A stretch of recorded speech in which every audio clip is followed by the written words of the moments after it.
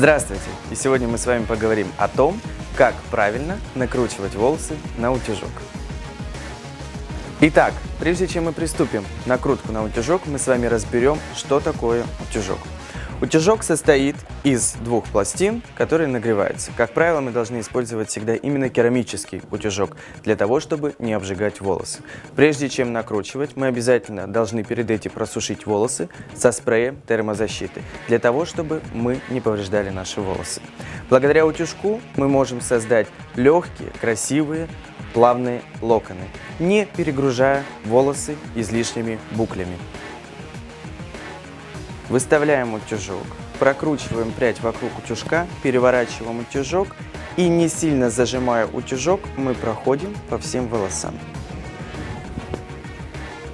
Мы получаем с вами накрутку волос. Взяли прядь и прокрутили эту прядь вокруг пальцев. Мы получаем локон. Не зажимая сильно утюжок, мы тянем все волосы вниз. Оборачиваем прядь, создаем локон и выпускаем.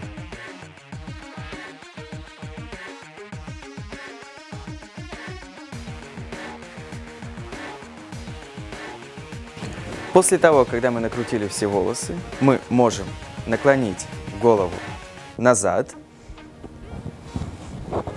хорошенько взбить все получившиеся локоны.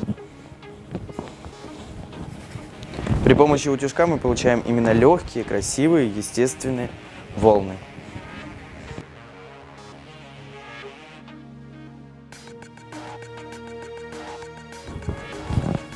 И выпускаем волосы наперед.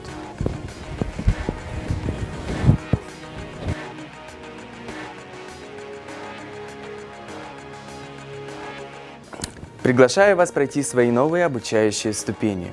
Свадебные вечерние прически, а также макияж 3 ступени. И колористика и стрижки – это 2 ступени. Занятия начинаются с 5 по 19 января. Каждая ступень длится 4 дня. По окончанию выдается документ «Мастер по прическам», «Художник по прическам» и «Стилист по прическам». Количество мест ограничено.